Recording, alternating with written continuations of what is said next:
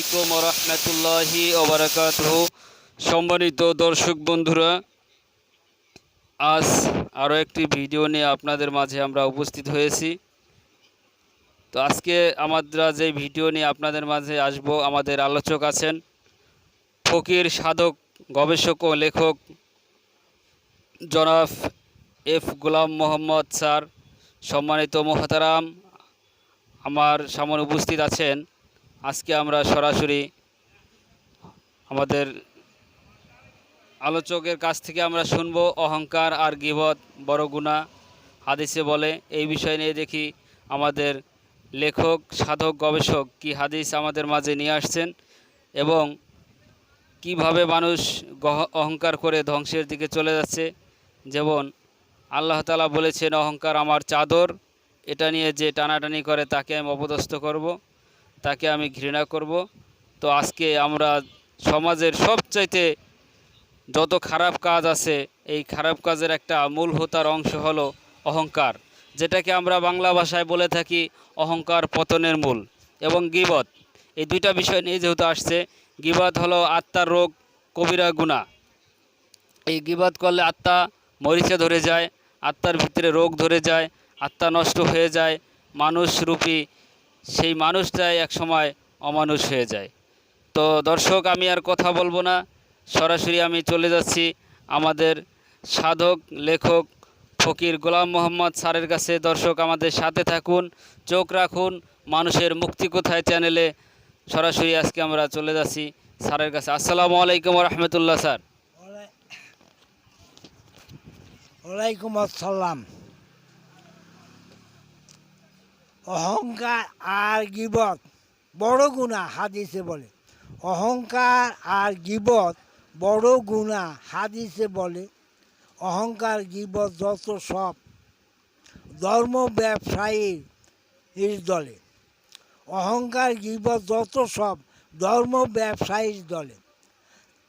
অহংকার আর গীবত বড় গুনাহ হাদিসে বলে। ভাষা জ্ঞানীরা মনে করে আমার সমতুল্য নাই রে। আবার অন্যেরা বলে তুই এত বড় বাহাদুর কবে রে। আবার অন্য বলে তুই এত বাহাদুর কবে রে। এইরূপ ইসলাম ধর্মে ৭৩ ফিকরা চলে। অহংকার আর গীবত বড় গুনাহ হাদিসে বলে। সত্য ধর্ম ইসলাম, যা ওলি আল্লাহদের প্রচারে, সত্য ধর্ম ইসলাম যা ওলি আল্লাহদের প্রচারে, ওলি আবদালকে যারা মানে না তাদের খান্নাস অন্তরে। ওলি আল্লাহকে যারা মানে না তাদের খান্নাস অন্তরে। মনের খান্নাস আমাদেরকে পরম শত্রু, এ কথা সত্য মূলে। মনের খান্নাস আমাদের পরম শত্রু, এ কথা সত্য মূলে। অহংকার আর গীবত বড় গুনাহ হাদিসে বলে।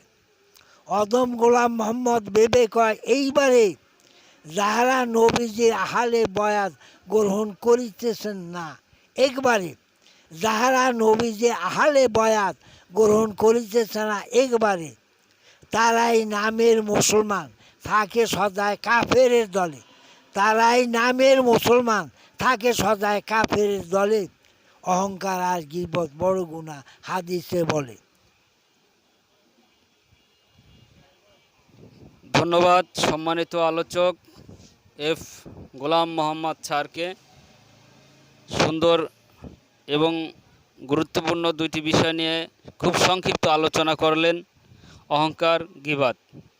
এবং তার আলোচনার ভিত্তিতে তিনি বলে গেছেন সত্য ধর্ম ইসলাম। আসলে ইসলামের কোনো বিকল্প নাই, ইসলাম একটি সত্য ধর্ম। যেমন বলা আছে, Islam is the complete code of life. ইসলাম হলো পরিপূর্ণ জীবন বিধান।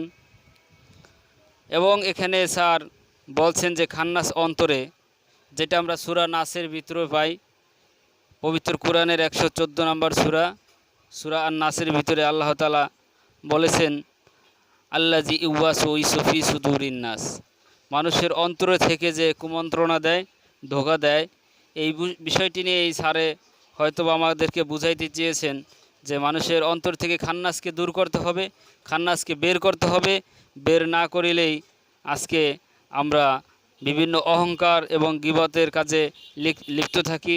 হাদিসে আরও বলা আছে যে আল গিবাদু আসাদ্দু মিনাল কতল, যে গীবত হত্যার চাইতেও জঘন্য।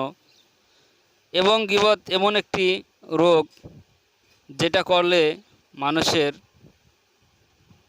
আল্লাহ তাআলা এই গীবতকে খুব ঘৃণা করেন। মানুষের অন্তরের ভিতরে এই গীবত এবং অহংকার এমন একটা জিনিস যেটাকে বলা আছে যে গীবত কাকে বলা হয়।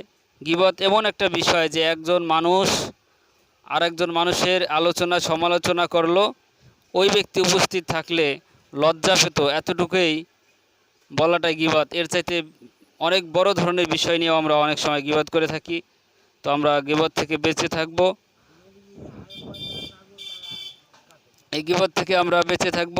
এবং যারা কাফের, কিভাবে কাফের হয় এই বিষয় নিয়ে আমাদের আলোচকের কাছে আরেকটা প্রশ্ন নিয়ে আমরা চলে যাব। স্যার, আপনি বলতে চাচ্ছেন যে আহলে বায়াতকে যারা না মানে তারা কাফের, এই বিষয়ে আপনি আরেকটু যদি 2-4 লাইন একটু বিস্তারিত বলতেন। যারা নবীজি হালে বয়াত গ্রহণ করে না, নবীজিকে যারা মানে না, তারা নামের মুসলমান, থাকে সদায় কাফের দলে। তারা নামের মুসলমান, মহানবীকে যারা মানে না, মহানবীর আহাল মানে না, মহানবীর আহাল এই বয়াত গ্রহণ যারা না করে, পাক পাঞ্জাতন যারা মানে না, তারা আসলে মুসলমান না, তারা নামের মুসলমান। যারা নবীর পাক পাঞ্জাতন আহলে বয়াত মানে না, তারা শুধু নামেরই মুসলমান, আসলে তারা মুসলমান হইতে পারে না। আসলে মুসলমান হইতে হলে নবীর আহলে পাক পাঞ্জাতনে বয়াত গ্রহণ করিয়া নবীর সত্য ধর্ম, সত্য কথা প্রচার ও প্রসারের মাধ্যমে চালিত হয়ে যাবে। সত্য কথা সত্য ধর্মের মধ্যে প্রচার করিয়া যাইতে হবে। খান্নাস সবসময় মানুষের অন্তরে থাকে, খান্নাস কোনোদিনও বাইরে থাকে না। মানুষ, জিন এবং ইনসানের অন্তরে খান্নাসের জায়গা। খান্নাস মানুষের অন্তর থেকেই তারে ভালো মন্দ, সৎ অসৎ সব কিছু খান্নাসের উছিলে হয়। যারা খান্নাস মুক্ত হইতে হইলেই পীরের হাতে বয়াত নিতে হবে, আহালে বয়াত নিতে হবে। খান্নাসকে মুসলমান করতে হইলে আহালে বয়াত গ্রহণ না করলে খান্নাসকে কখনো মুসলমান করা যাবে না। ধন্যবাদ, খুব সুন্দর আলোচনা করলেন। দর্শক, আমরা আজকে আপনাদেরকে আর বেশি সময় নষ্ট না করে আমরা এখানে চলে যাচ্ছি। সকলে ভালো থাকবেন, সুস্থ থাকবেন, এই কামনা আপনাদের কাছ থেকে বিদায় নিচ্ছি। আল্লাহ হাফেজ।